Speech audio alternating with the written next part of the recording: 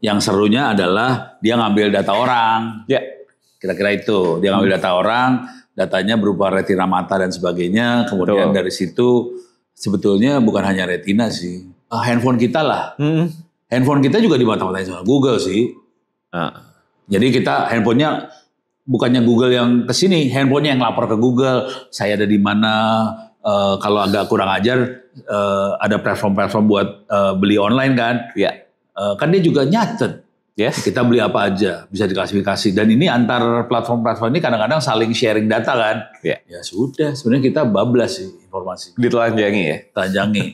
Cuman gimana caranya dari sisi pemerintahnya sih, gimana caranya supaya telanjangnya nggak bulat. Oke. Perlindungan data pribadi gitu kan, kalau di Indonesia adanya ya PDP gitu ya. Undang-undangnya perlindungan data pribadi. Udah cukup belum sih itu untuk PDP-nya meregulasi ini? PDP-nya nggak ngerti ginian.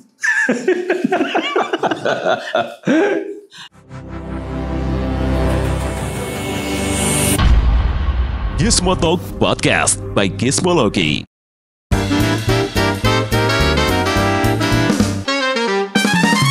Halo Gizmo Friends, masih di Gizmo Talk bersama saya Pradipta Nugrahanto atau kalian bisa panggil saya dengan Dipta, dan di depan saya masih ada Kang Ono W. Purbo atau bisa dipanggil Pak Ono, Eyang Ono ya?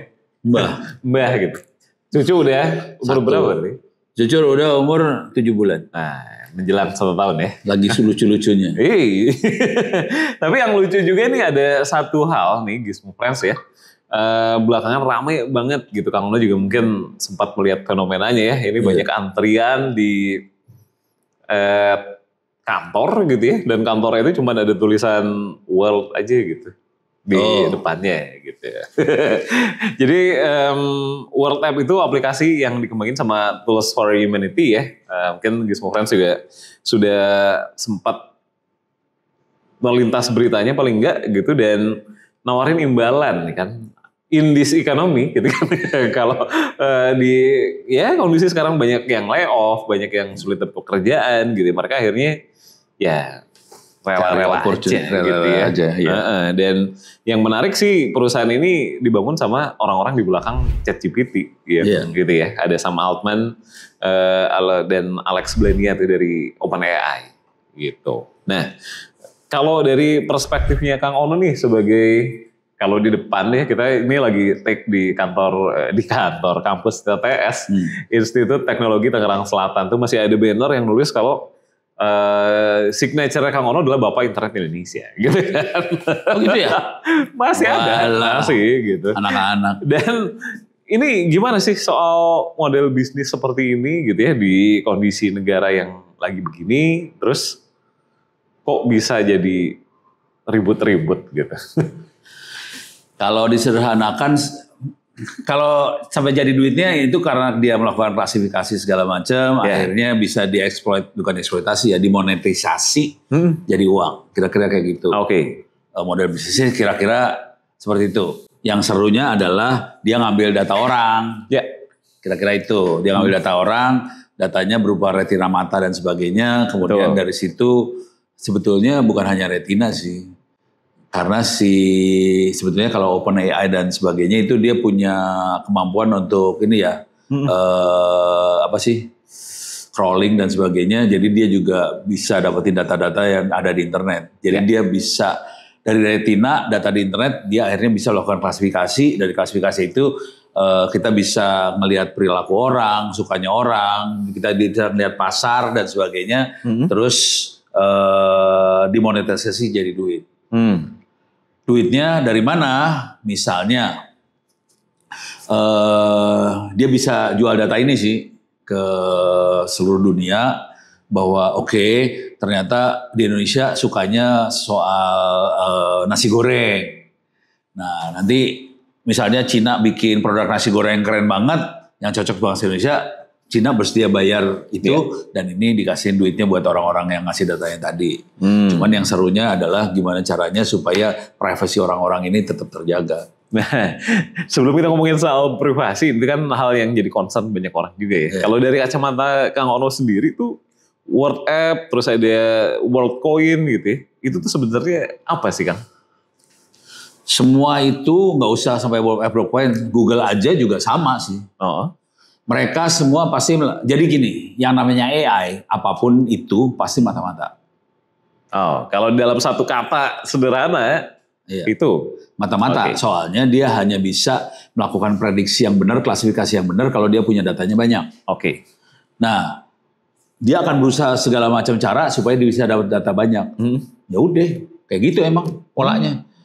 Mau pakai Worldcoin kayak, mau apa kayak, Google kayak apa, mata-mata semua. Paling gampang handphone kita lah. Handphone kita juga dimata-matain sama Google sih.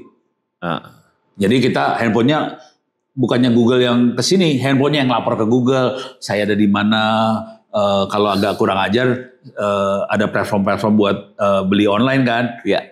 Kan dia juga nyatet. Kita beli apa aja, bisa diklasifikasi. Dan ini antar platform-platform ini kadang-kadang saling sharing data kan. Ya sudah, sebenarnya kita bablas sih informasi. Ditelanjangi ya? Telanjangi. Cuman gimana caranya dari sisi pemerintahnya sih, gimana caranya supaya telanjangnya nggak bulat. Dan yang rame juga dari isu si World App ini gitu ya, adalah bagaimana mereka melakukan pemindaian retina mata. Memang secara teknologi itu lebih apakah lebih berisiko atau sebenarnya sama aja sih? Sama aja. Sebenarnya gini, retina kan kayak identitas kita. Identitas kita yang lain apa? Email. Identitas kita yang lain apa? SIM card. Identitas yang lain apa? IMSI, email kalau di HP ya. Itu kan semua jadi identitas. Username, password itu identitas semua. Cuman ini jadi kontroversi sekali karena biologis manusianya yang diambil. Yang ada di dalam badan kita langsung yang diambil. Kalau yang tadi kan di device-nya kita. Jadi kita nggak merasa kita dimata-matain, identitas kita nggak keambil banget. Karena bukan di badan kita. Nah sekarang retina mata nih yang diambil. Ada di badan banget nih. Udah kerasa langsung. Mas sejauh apa sih bisa mengeksplor data sampai sejauh apa? Retina mata. Retina mata. Dia akan mapping, dia akan memetakan retina ini nempel. Kayak sama aja ya. Misalnya email. Email kan emailnya ono@indo.net.id atau Gmailnya saya. Nanti kan dia ngelihat dia punya akun di mana. Akun di mana. Dan akun ini postingnya apa segala macam. Dia langsung bisa klasifikasi dari sana. Jadi bukan dari si identitas itu langsung sih sebenarnya. Jadi retina juga nanti bisa dipakai kan ke depannya ini Ono lagi ngebayangin ya. Si pembuat OpenAI dan sebagainya berpikir ke depannya mungkin nanti cara login bisa pakai mata. Nanti ditempelin sama yang login pakai mata ini tadi postingnya apa sih?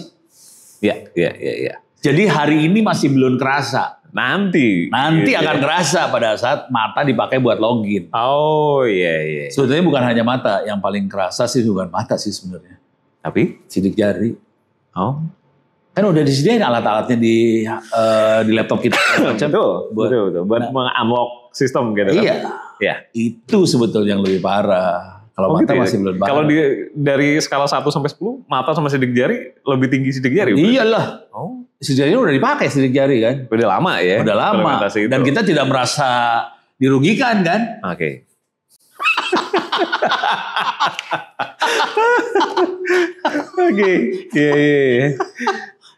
Jadi ini kalau dibilang seberbahaya apa ya mungkin sekarang belum kerasa. Belum kerasa. Cuman kalau dia bisa mapping mata itu dipakai buat login, udah gitu loginnya dihubungkan sama postingan yang orang login atau belanja apa sih login tadi, nah, udah mulai kerasa tuh.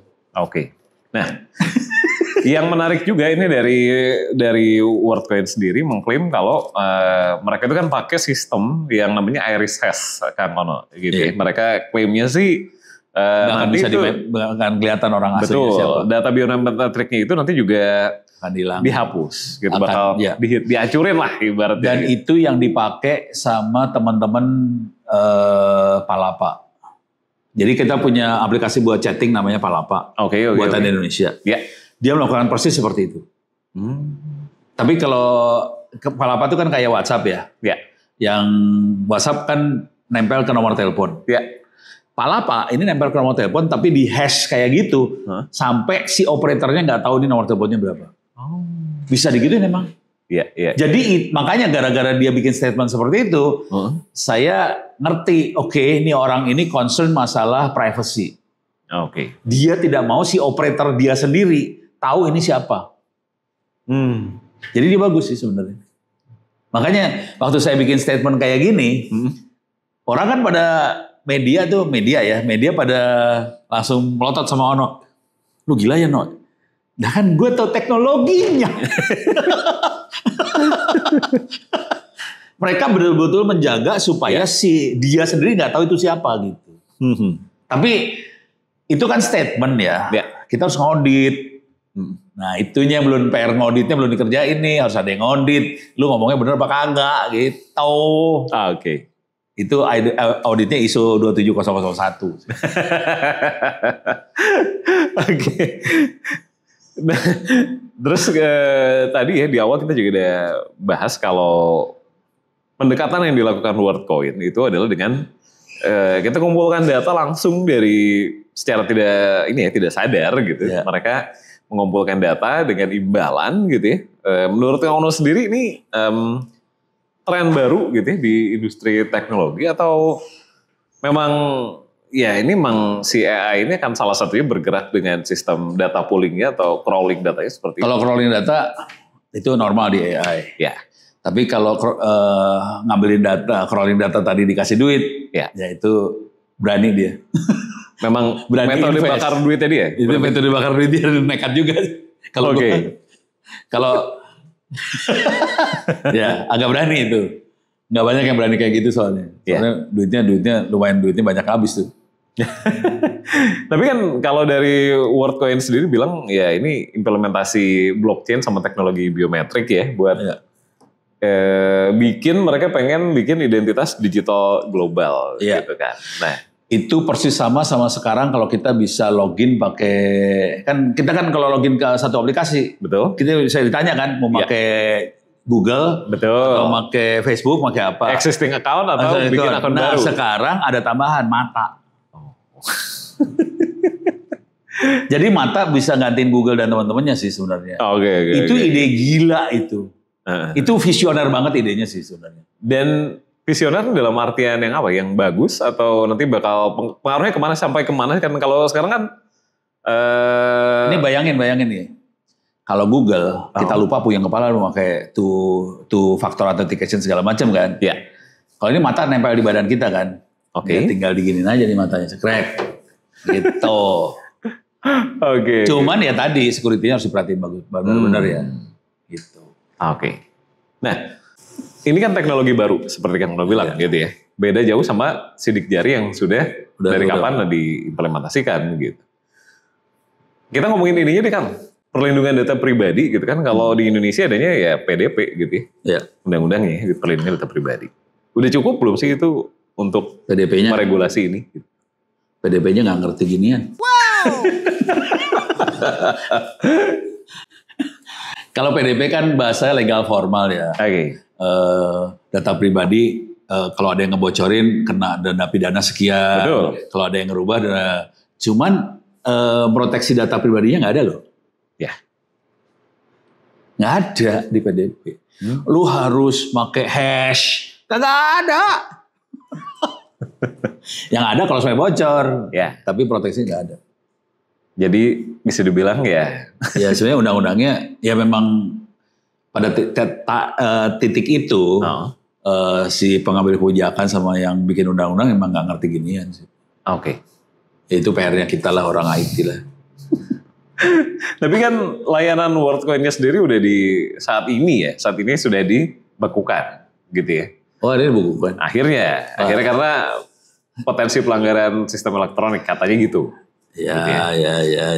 Tapi sebatas itu cukup nggak sih? Atau kan setelah operasi mereka udah ngambilin data berapa orang yang kita nggak tahu pastinya gitu ya.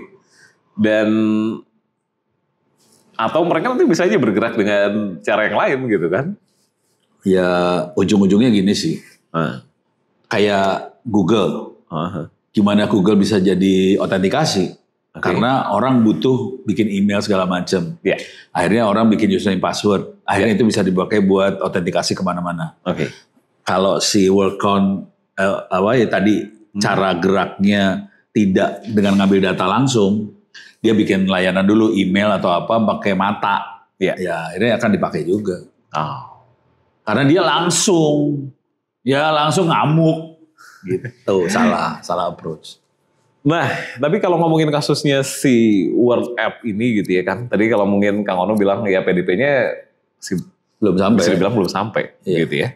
Tapi ternyata di negara-negara lain juga ada kasus-kasus serupa gitu. Kayak di Spanyol, di Portugal gitu tuh juga sama kasusnya dan operasi mereka di sana juga di stop. Iya. Karena ya pasti resiko keamanan data lah ya gitu. Nah, apa sih yang bisa diambil dari ini kan fenomena baru ya? Fenomena baru ada bilang bakar duitnya juga. Ya, itu bakar duitnya baru sih. Gitu. Itu berani banget sih. Gimana sih? Apa yang bisa diambil dan Indonesia sekarang gimana kalau dibandingin sama negara-negara lain soal perlindungan data pribadi? Gini, kalau di Indonesia tuh aparat baru gerak pada saat viral. Untuk kasus apapun kayaknya itu ya? Iya. Jadi mereka bukan preventif, Oke. mereka kuratif. Oke. Ini kalau bahasa orang kedokteran ya. Iya. Kalau saya pengennya jangan kuratif dong, kalau bisa preventif. Jadi teman-teman di birokrasi, di aparat harus belajar di preventifnya ini. Preventif itu urusannya harus ngerti teknologi, harus ngerti audit segala macam. Nah, ini adanya di domain orang teknik. Yang jadi masalah, yang bikin aturan dan sebagainya rata-rata domainnya orang hukum nih. Oke. Dan orang hukum kalau kita baca aturannya, Ya. itu susah diimplementasi secara teknik. Karena orang hukumnya tidak nyaman dengan tekniknya. Contoh, kalau data bocor, si penanggung jawab data punya waktu 3 hari untuk menentukan bocor di mana, kapan segala macam. Padahal dari sisi orang teknik, untuk melakukan forensik, tahu bocornya di mana segala macam, itu biasanya seminggu. Paling cepat. Ini 3 hari. Jadi antara aturan dengan kondisi real di lapangan nggak nyambung. Karena yang bikin beda domain. Jadi saran saya sih, tolong libatin orang-orang teknik yang benar-benar jago ini, supaya bisa melakukan preventif dari semua ini. Oke. Itu. Supaya jangan kebakaran dulu baru nyari pemadamnya. Iya. Kita nyiapin dulu semuanya di belakang. Ya, tapi emang nggak gampang. Orang teknik kan seniman semua sih. Seniman dalam versi yang lain ya. Mereka di belakang layar bikin karyanya. Nah, pengen nanya juga soal ini kan. Dari ini apa yang dilakukan World App gitu ya. Mereka datang dan ngasih tadi bakar duitnya gila seperti Kang Ono bilang gitu ya. Tapi masyarakat ternyata menerima aja dan ini faktor apa? Kesadaran terhadap keamanan data, literasi digital masih minim atau apa? Iya, itu juga. Mereka butuh duit. Oke. Terutama yang itu. Yeah. Tapi kalau saya ngelihatnya sebetulnya butuh duit bisa ditekan kalau dia sadar sih. Oke. Itu, lebih ke arah situ. Sadar akan keamanannya, datanya, gitu ya. Nah kalau udah terlanjur nih kan, terlanjur gimana? Kalau dari sisi aturan, sebetulnya belum ada di Indonesia nih ya. Tapi kalau kita ngerti yang namanya keamanan AI, kalau kita ngerti frameworknya bagaimana kita mengamankan AI, di dalam keamanan AI itu ada cara berpikirnya kira-kira gini, kita punya sebagai user, punya hak untuk menarik data kita. Kalau bisa gitu kan. Iya. Tapi kan apakah itu kan masalah data training, bukan training data aja. Iya, betul. Jadi training data. Jadi kita sebenarnya punya hak buat minta data gua ditarik, lu bikin training lagi di situ. Nah, mintanya gimana nih Kak? Kalau apakah sekarang nggak ada mekanismenya nggak? Mekanismenya kan belum ada. Belum ada sekarang. Nah, jadi itu yang saya usulin ke BSSN. Jadi kemarin BSSN bikin FGD. Saya nulis tentang keamanan AI. Kita perlu ini, si BSSN harus bisa ngaudit, si data setnya harus bisa diaudit segala macam itu saya tulis semua. Itu free, bisa di-download di URL s.id/free-owp-ebooks ada semua. Nanti kita tampilin ya di layar. Diulang lagi s.id/free-dash OWP dash ebooks pakai S. ebooks. Oke. Itu ada buku-buku AI segala macam juga ada. Nah, Termasuk ada yang buat keamanan AI. itu juga sekaligus salah satu cara buat meningkatkan kesadaran literasi digital ya. Iya. Ono berjuangnya sampai segitu jauh, cuman ya kan masalahnya harus baca. Orang malas baca. Jangan malas baca guys, friends. Terus ini gimana sih inovasi teknologi itu kan kadang-kadang nggak berjalan seperti tadi Kang Ono udah bahas dari awal gitu ya. Nggak berjalan selaras sama pemangku kepentingan, terus pengguna teknologinya dalam yang akhirnya jadinya ya kita kayak melanggar hukum. Dan saya sering melanggar hukum dan khawatir. Tapi kalau dari konsumennya sendiri gimana nih Kang? Supaya mereka nggak terlalu gampang, ini ada risiko gede loh kalau ditabrak-tabrak aja gitu. Iya. Ya harus ngerti teknologinya sih sebenarnya. Jadi sederhananya gini, kayak saya. Ya. Saya kebetulan ngerti teknologi. Oke. Konsekuensinya kalau saya bergerak saya lebih hati-hati sih. Jadi misalnya saya nggak posting sembarangan. Kalau lihat media sosial saya, itu isinya poster-poster aktivitas kampus. Nggak ada yang sifatnya pribadi di situ. Jadi sebenarnya intinya gini, yang membuat tidak aman kalau hal itu pribadi sifatnya. Itu, apapun itu bentuknya. Apapun itu membuat kekacauan tuh pribadi. Ya. Kalau mau aman, yang dikeluarkan adalah yang sifatnya emang kerjaan, yang umum, itu nggak apa-apa. Mata tuh pribadi. Nah, ini juga ini ya, foto cucu itu pribadi. Cuma nenek yang kagak sadar, udah dikasih tahu susah banget. Iya. Sudah mobil buat ya neneknya soalnya lebih berkuasa daripada kakeknya. Itu pemangku kepentingan yang lain ya. Iya. Raja dari semua raja gitu kan. Nah, tapi kalau WordApp sekarang mungkin punya teknologi yang menjaring datanya dari retina gitu kan. Terus nanti mungkin ini tidak mungkin akan berhenti di sini kan. Maksudnya nanti layanan-layanan lain tidak menutup kemungkinan pakai cara yang lain lagi gitu. Iya. Nah, bisa retina, bisa muka, bisa mulut, semua. Itu badan kita jadi identitas. Nah, menyiasatinya gimana supaya mereka juga ya sebagai perusahaan teknologi tetap bisa bergerak gitu ya. Tapi pemangku kepentingan juga punya regulasi yang jelas. Sebenarnya sederhana sih, dibikin supaya tadi istilah yang dia pakai kan di hash ya. Ya intinya kayak gitu. Di hash itu sebenarnya di apain sih? Disamarin lagi. Jadi kita nggak bisa lihat aslinya, data aslinya nggak kelihatan. Itu di tulisan saya yang buat keamanan AI, dikasih tahu cara ngodingnya tuh. Ada, jangan khawatir. Itu ilmu yang normal gitu ya, buat kalau memproteksi data.